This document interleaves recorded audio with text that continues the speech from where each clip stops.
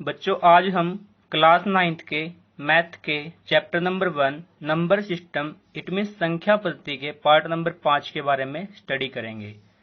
उदाहरण नंबर 8, दिखाइए कि 1.272727 एंड सो ऑन को P बटे Q के रूप में व्यक्त किया जा सकता है, जहां P और Q पूर्णांक है और Q की वैल्यू क्या होगी यहाँ पर 0 के बराबर नहीं है। अभी हमें यहाँ पर एक संख्या दी गई है 1.272727 एंड सो ऑन। इस संख्या को हमें क्या करना है, P बटे Q के रूप में व्यक्त करना है, जहां पर P और Q क्या होंगे हमारे पास यहाँ से पूर्णांक होंगे और Q की वैल्यू क्या होगी यहाँ पर कभी भी 0 के बराबर नहीं होगी। तो देखिए उदाहरण नंबर 7 को सोल्व करने के लिए जिस मेथड का हमने प्रयोग किया था उसी मेथड का प्रयोग हम उदाहरण नंबर 8 को सोल्व करने के लिए करते हैं। सबसे पहले हमें संख्या दी गई है 1.272727 एंड सो ऑन। इसको हम क्या मान लेते हैं, x के बराबर मान लेते हैं। माना x बराबर 1.272727 एंड सो ऑन। अभी हम जानते हैं कि जब भी हमारे पास दशमलव के बाद कोई भी संख्या या हमारे पास अंक या अंकों का समूह क्या होता है, रिपीट होता है, मतलब बार बार वही संख्या आती है, तो उस संख्या के ऊपर क्या आ जाता है, 12 आ जाता है। तो यहाँ पर दशमलव के बाद देखते हैं हम 272727 बार बार रिपीट होता है, तो 27 के ऊपर क्या आएगा, यहाँ से 12 आएगा। तो हम यहाँ से लिखेंगे x बराबर 1.27 का बार।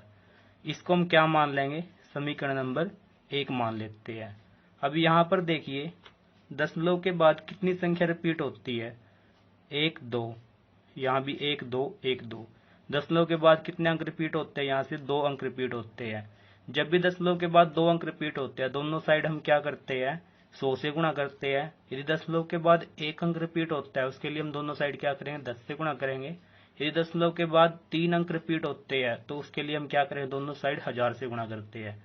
तो यहाँ पर हमारे पास दशमलव के बाद 2 अंक बार बार रिपीट होते हैं, तो यहाँ पर हम क्या करेंगे, दोनों साइड 100 से गुणा करेंगे। दोनों तरफ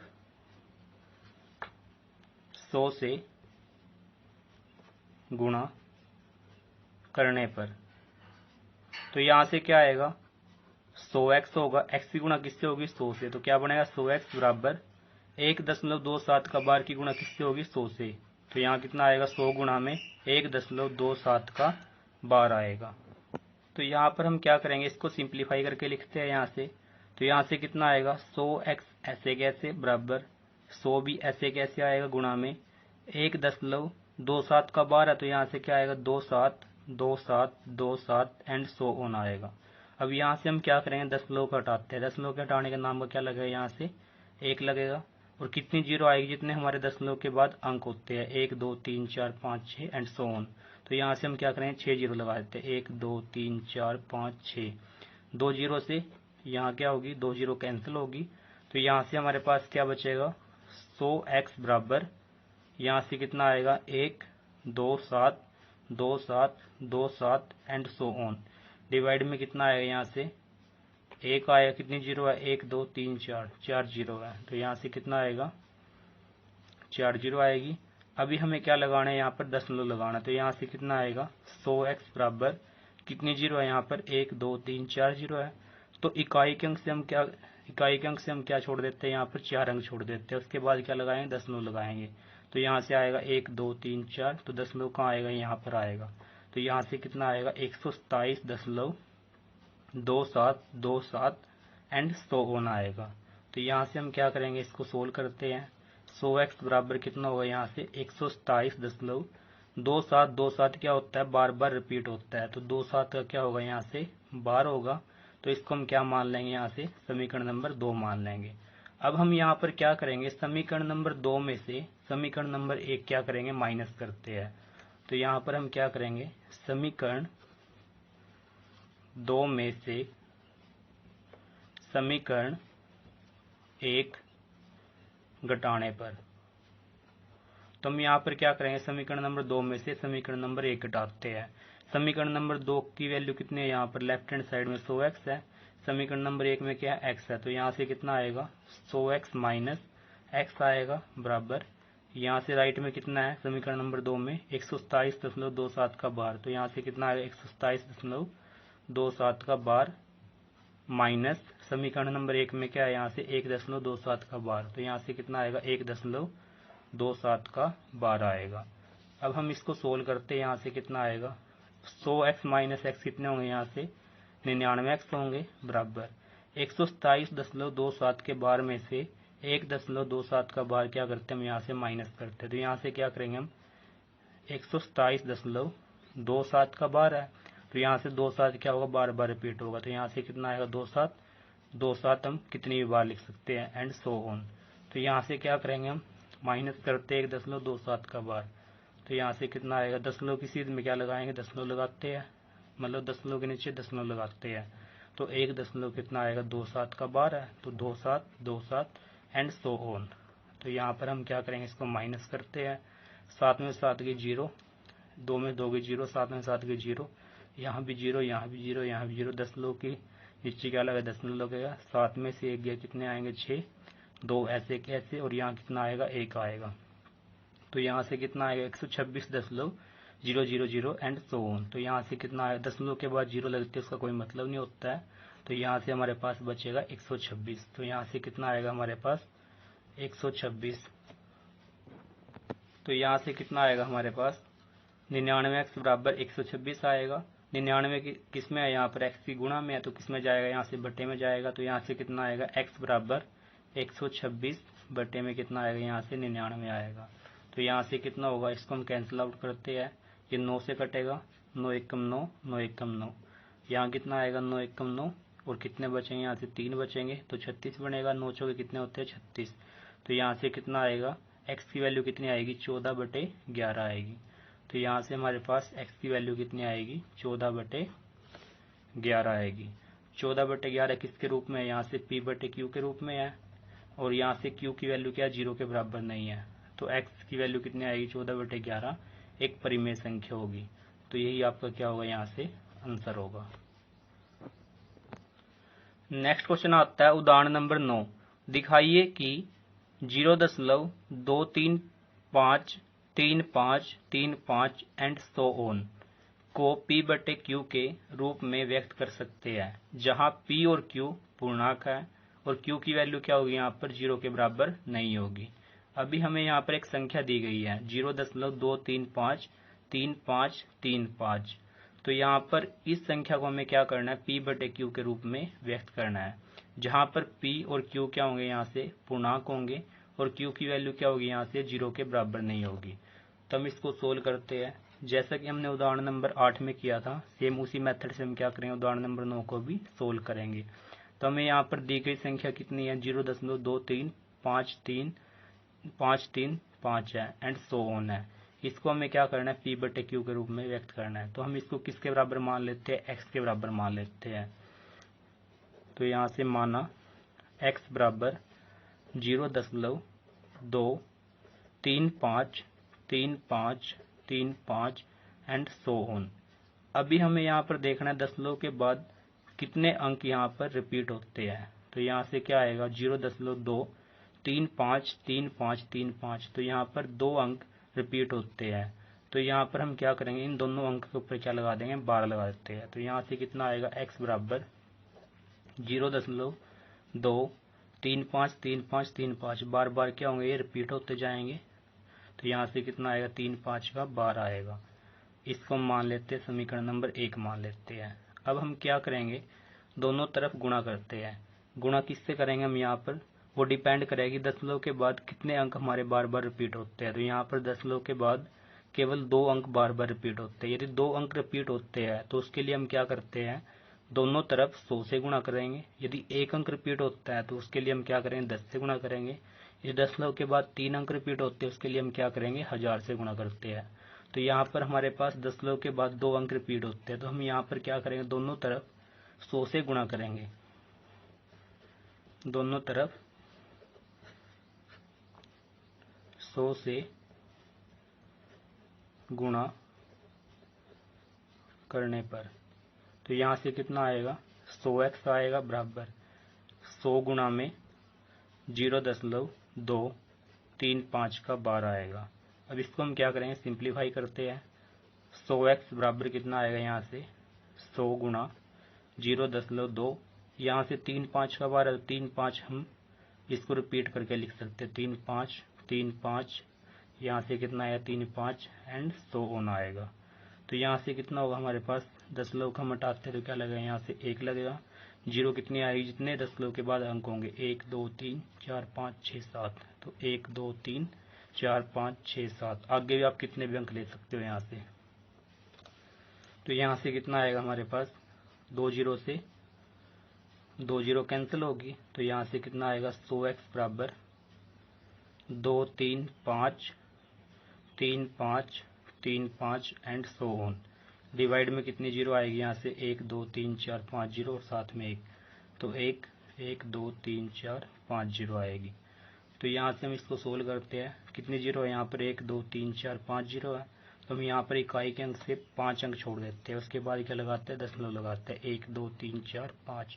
तो यहाँ से कितना आएगा हमारे पास, 23.53535 आएगा। तो यहाँ से कितना आएगा, 100x बराबर 2 3 5 3 5 3 5 एंड 100 ऑन। कितनी जीरो थी यहाँ से, 1 2 3 4 5 जीरो थी, तो यहाँ पर क्या करेंगे, 1 2 3 4 5, इकाई से हम 5 अंक छोड़ देते हैं, यहाँ पर क्या लगेगा, दशमलव।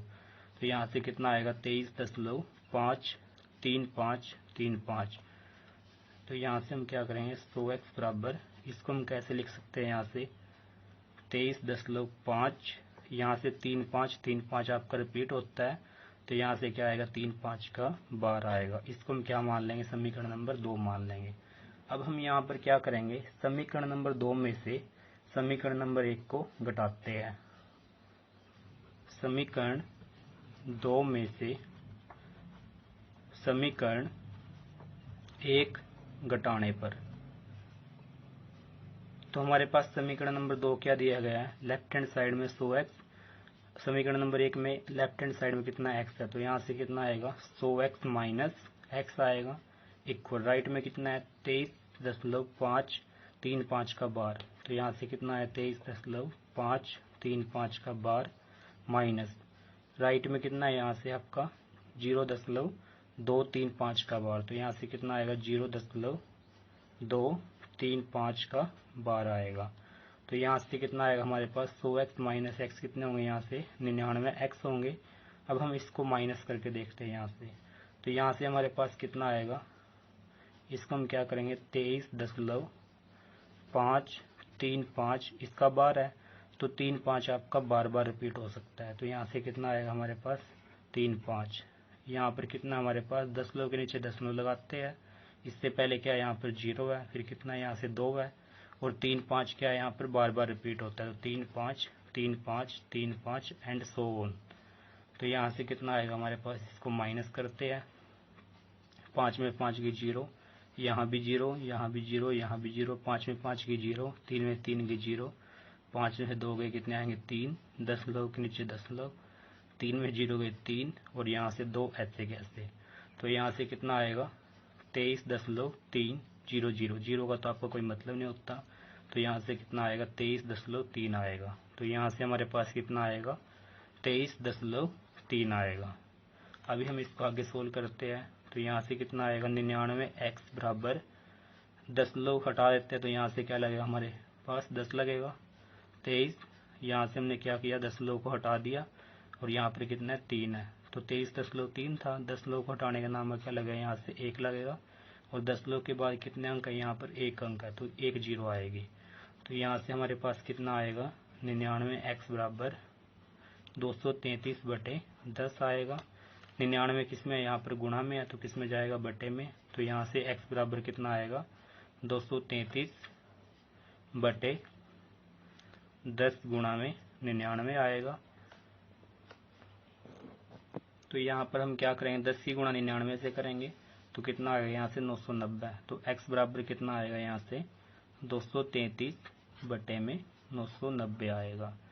यहाँ पर हम कह सकते हैं कि जो दी गई संख्या हमारे पास क्या थी, यहाँ से 0.2353535 एंड 100 ऑन को यहाँ पर हम क्या करेंगे, P बटे Q इट मीन्स 233 बटे 990 के रूप में लिख सकते हैं, जहाँ पर Q की वैल्यू इट मीन्स 990 किसके बराबर होगा, 0 के बराबर नहीं होगा।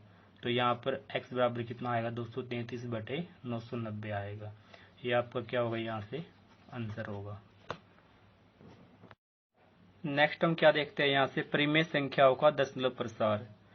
जैसे कि हमने अभी स्टडी किया था, परिमेय संख्या का दशमलव प्रसार के कितने प्रकार का होता है, 2 प्रकार का होता है। एक आपका क्या होता है यहाँ से, शांत होता है, एक क्या होता है, अशांत आवर्ती होता है।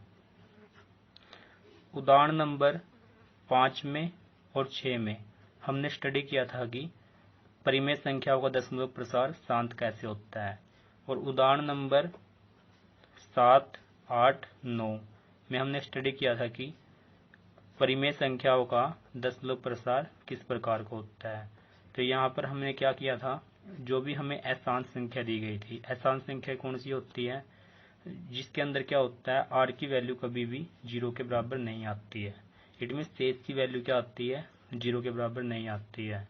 तो वो संख्या क्या होती है, हमारी अशांत संख्या होती है। और शांत कौन सी होती है, जिसके अंदर क्या होता है, शेषफल 0 के बराबर आ जाता है, वो क्या होती है, शांत होती है। अशांत भी हमारे पास 2 प्रकार की होती है, एक तो अशांत आवर्ती होती है, एक क्या होती है, अशांत अनावर्ती होती है। अशांत आवर्ती के अंदर क्या होता है, दशमलव के बाद संख्या क्या होती है, रिपीट होती है, मतलब वही संख्या बार बार आती है। तो उसको हमने क्या किया था, यहाँ पर परिमेय संख्याओं के रूप में परिवर्तित किया था। अब हम यहाँ से देखते हैं कि अपरिमेय संख्याओं का दशमलव प्रसार क्या होता है।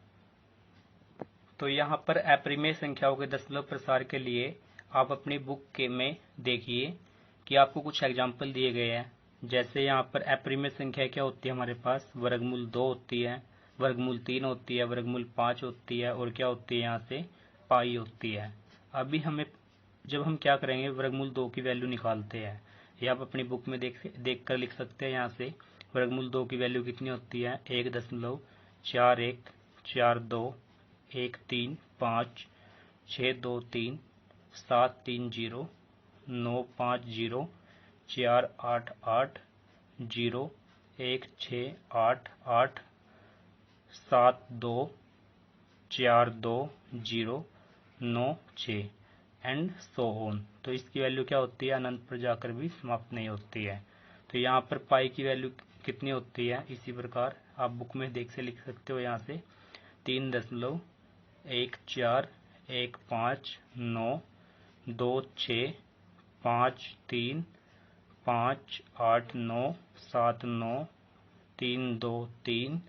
8 4 6 2 6 4 3 8 3 2 7 9 50 एंड सो ऑन।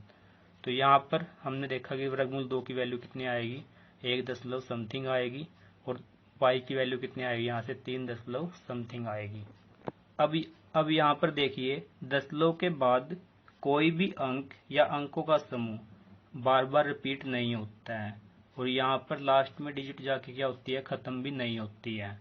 तो इसी तरह हम देखते हैं पाई के अंदर भी क्या होता है, दशमलव के बाद कोई भी अंक आपका रिपीट नहीं होता है, या अंकों के समूह आपके रिपीट नहीं होते हैं, और यहाँ पर ये वाली वैल्यू क्या होती है, लास्ट में जाकर खत्म भी नहीं होती है। जितनी भी आप अपरिमेय संख्या देखते हो, अपरिमेय संख्याओं के अंदर क्या होगा, दशमलव के बाद क्या होगी, आपकी कभी भी वैल्यू रिपीट नहीं होगी, और वो वैल्यू क्या होगी, आपकी कभी भी खत्म नहीं होगी। ऐसी आपको संख्या यहाँ पर देखने को मिलेगी। यहाँ पर क्या होगा, एक अंक या अंकों का समूह आपका रिपीट नहीं होगा, इसलिए हम कह सकते हैं कि इन संख्याओं का दशमलव प्रसार क्या होगा, अशांत अनावर्ती होगा। तो इन सभी संख्याओं का दशमलव प्रसार क्या होगा, यहाँ से वर्गमूल 2 और पाई, वर्गमूल 3, वर्गमूल 5, जितनी भी हमारे पास अपरिमेय संख्याएं होती है, उनका दशमलव प्रसार क्या होगा, यहाँ से अशांत अनावृत्ति होता है।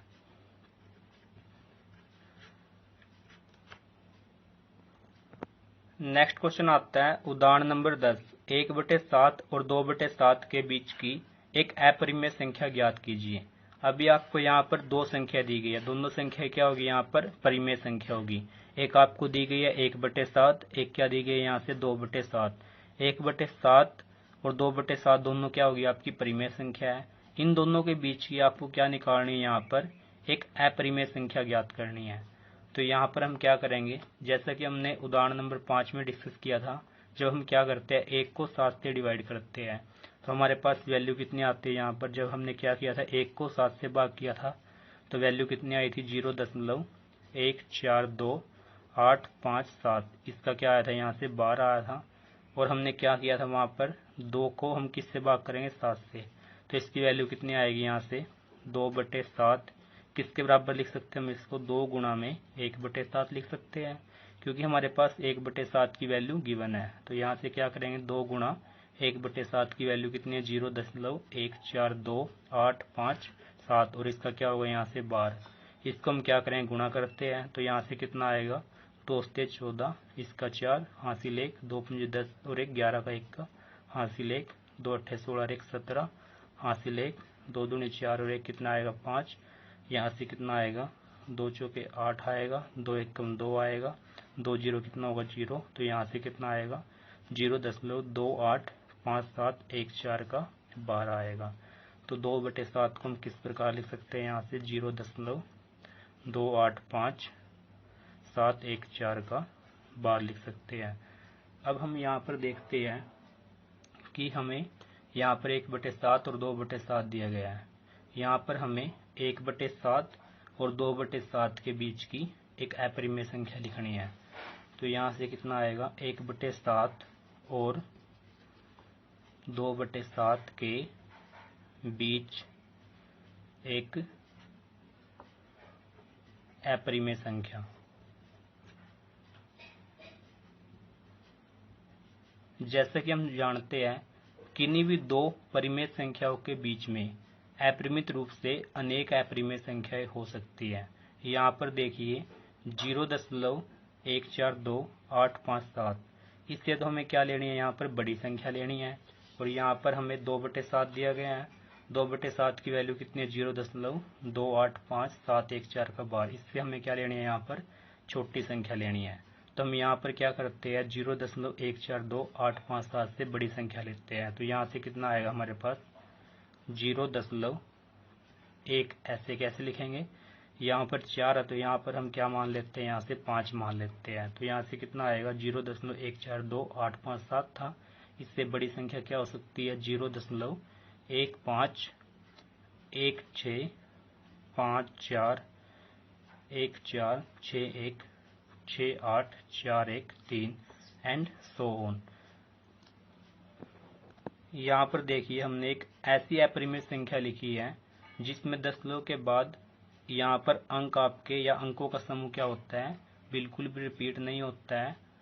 और यहाँ पर ये वाली संख्या कौन सी संख्या होगी, अशांत अनावृत्ति दशमलव प्रसार होगा। आप अपनी तरफ से भी कोई भी यहाँ पर एक अपरिमेय संख्या लिख सकते हैं, इसके लिए कोई भी आपका हार्ड एंड फास्ट रूल नहीं है।